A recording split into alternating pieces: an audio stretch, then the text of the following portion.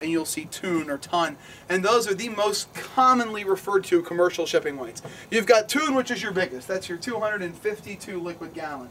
You guys saw the slide up here. It says that we carried a pipe of Madeira wine. That's half a tune, so 126 liquid gallons. You also have hogsheads, and that is quite possibly the most common one.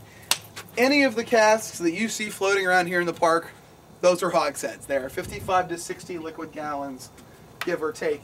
And then the next smallest, and sort of your smallest for commercial shipping, was called a barrel. And a barrel, of course, is going to hold 36 liquid gallons. What we're actually going to talk about today, at least with demonstration purposes, though, is something called a kilderkin, which is this little guy right here. Now, it's 18 gallons or a half barrel. How much do you guys think that weighs? Like, let's say that it's full of liquid.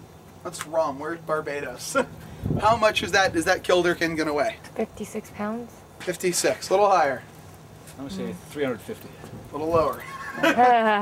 She's about 150, 160 pounds. Wow. Which, when you guys consider, looking at it, it's not exactly a very big cask. No.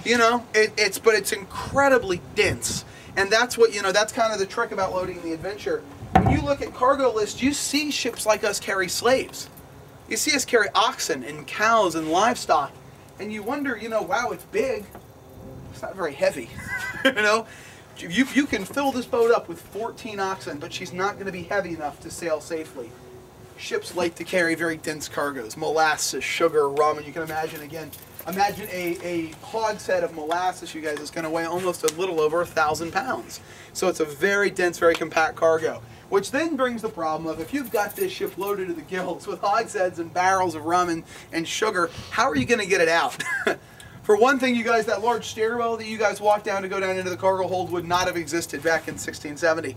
All of the cargo, whether it was cattle, whether it was barrels, would have actually been hoisted up and sort of lowered and pulled in and out of the cargo hold through the use of something called a garnet tackle.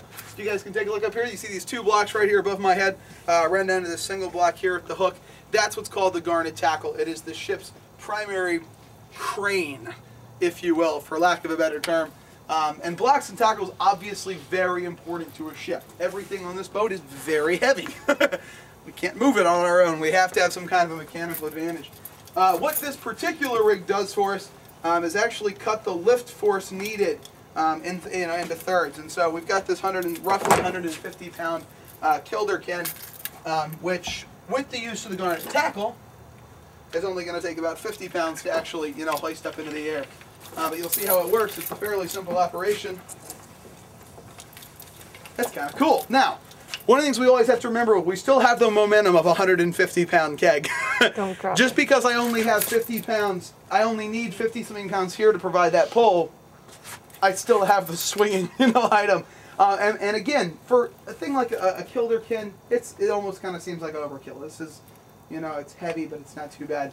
Where you really get into this kind of stuff is, again, where you get into a tune, that's weighing in the vicinity of, 1,800 to 2,000 pounds, or a cow.